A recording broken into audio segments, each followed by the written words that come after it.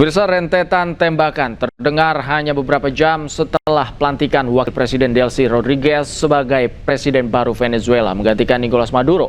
Menurut Kementerian Komunikasi dan Informasi Venezuela, tembakan berasal dari polisi yang menembak drone yang terbang tanpa izin di sekitar Istana Kepresidenan.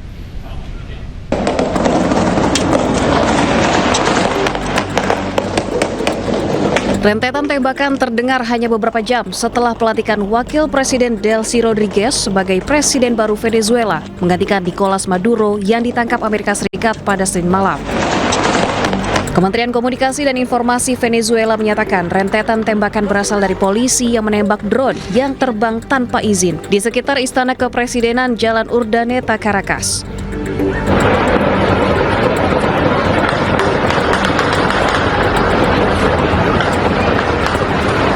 Penembakan di dekat istana ini berlangsung 2 hari usai Amerika Serikat membombardir ibu kota Caracas dan menangkap Maduro beserta istrinya.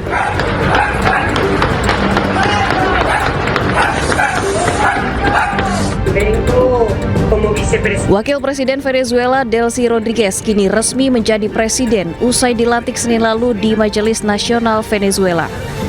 Pengucapan janji Rodriguez diawasi langsung Presiden Majelis Nasional.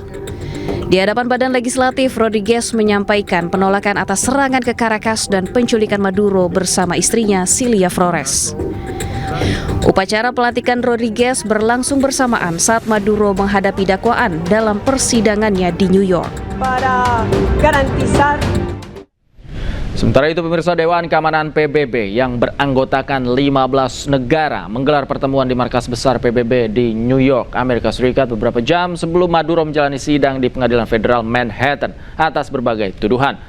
Terkait hal itu, Sekretaris Jenderal PBB Antonio Guterres menyampaikan kekhawatiran soal peningkatan ketidakstabilan di Venezuela menyusul penangkapan Presiden Nicolas Maduro oleh Amerika Serikat. Remain deeply concerned that rules of international law have not been respected with regard to the 3 January military action. The Charter enshrines the prohibition of the threat or use of force against the territorial integrity or political independence of any state. I am deeply concerned about the possible intensification of instability in the country, the potential impact on the region, and the precedent it may set for how relations between and among states are conducted. I call on all Venezuelan actors to engage in an inclusive, democratic dialogue in which all sectors of society can determine their future. This entails the full respect of human rights, the rule of law, and the sovereign will of the Venezuelan people.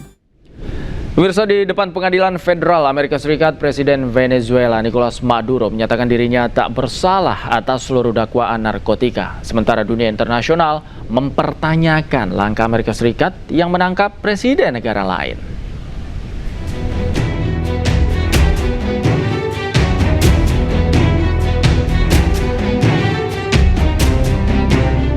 Presiden Venezuela Nicolas Maduro untuk pertama kalinya muncul di Pengadilan Federal Amerika Serikat Senin kemarin. Dalam sidang yang berlangsung tertutup, Maduro menyatakan dirinya tidak bersalah atas dakwaan narkotika. Maduro juga tegaskan dirinya masih presiden Venezuela dan ia adalah tahanan perang.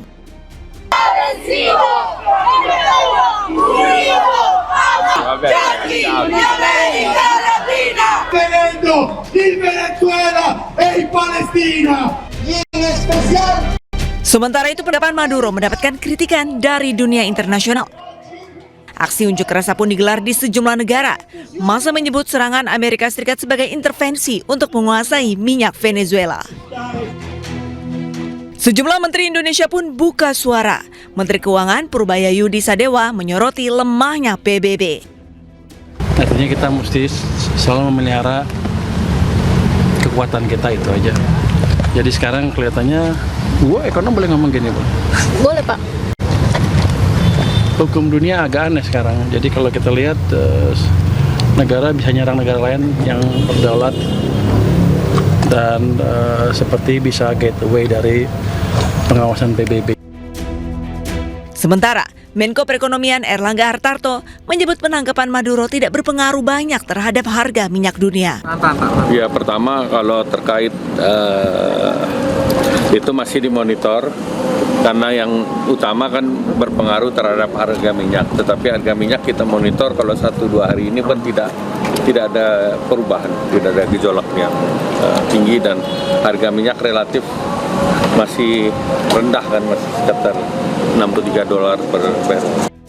En nombre de todas las venezolanas, vengo a jurar por nuestro padre libertador Simón Bolívar. Sementara itu, Delcy Rodriguez yang sebelumnya menjabat sebagai wakil presiden kini resmi dilantik sebagai presiden Venezuela. Acto de juramentación de la doctora Delcy Eloína Rodríguez Gómez como presidente. Rodriguez mengucapkan sumpah jabatan di depan Majelis Nasional. Además de los distintos. Di luar gedung parlemen, ribuan warga Venezuela berunjuk rasa dan menuntut pembebasan pemimpin mereka. Warga berpandangan Amerika Serikat tidak berwenang untuk menangkap pemimpin negara lain.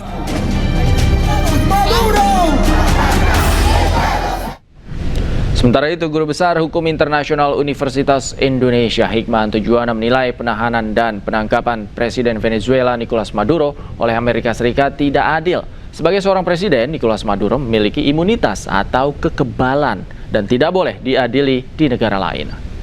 Maduro mengatakan bahwa saya ini masih presiden loh, saya harusnya punya imunitas. Karena apa? Secara hukum internasional, ya memang dia punya imunitas, dia punya kekebalan. Dia tidak boleh diadili di pengadilan negara lain, begitu. Nah, kalau misalnya Amerika Serikat memang menghendaki Maduro untuk dihadirkan ke pengadilan di New York, maka seharusnya dia harus bekerja sama dengan polisi setempat, gitu kan? Polisi setempat lah yang kemudian akan menghadirkan Maduro ini dengan proses ekstradisi misalnya itu.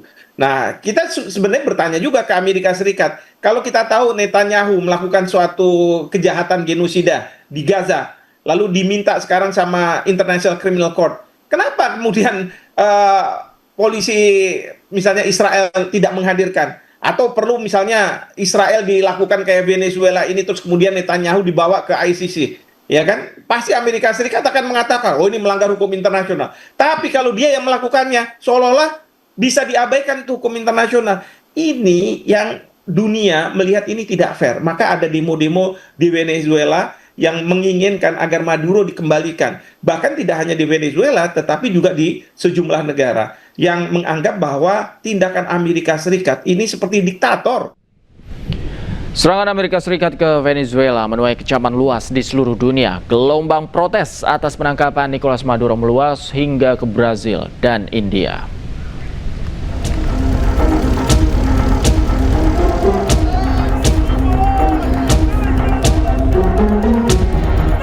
Warga New York memprotes penangkapan Nicolas Maduro di luar pengadilan federal Manhattan jelang sidang yang dijadwalkan. Para pengunjuk rasa mengibarkan bendera Venezuela dan memegang plakat bertuliskan slogan-slogan seperti bebaskan Presiden Nicolas Maduro dan Cilia Flores.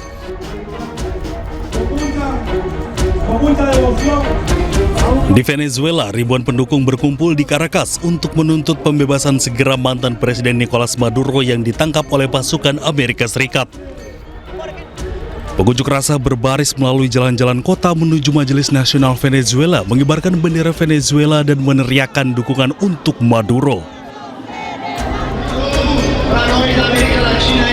Tak hanya di dua negara yang tengah bersiteru, di Brazil ratusan demonstran berkumpul di luar konsulat Amerika Serikat Sao Paulo untuk mengecam serangan Washington terhadap Venezuela.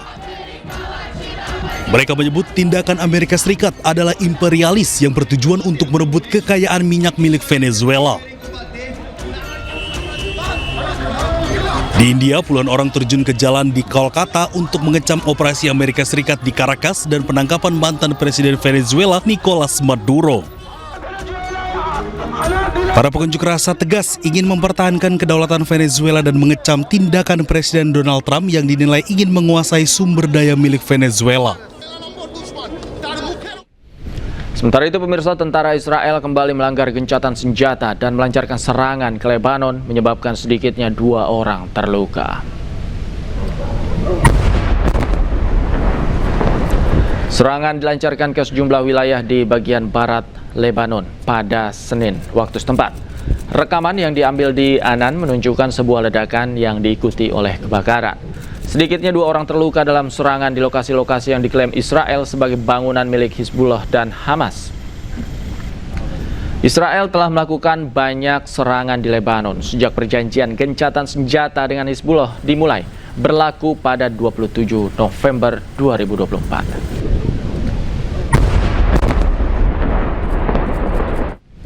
Sementara itu, warga Palestina di jalur Gaza Selatan kembali berduka. 4 warga termasuk seorang anak tewas dalam serangan terbaru Israel di Khan Yunis.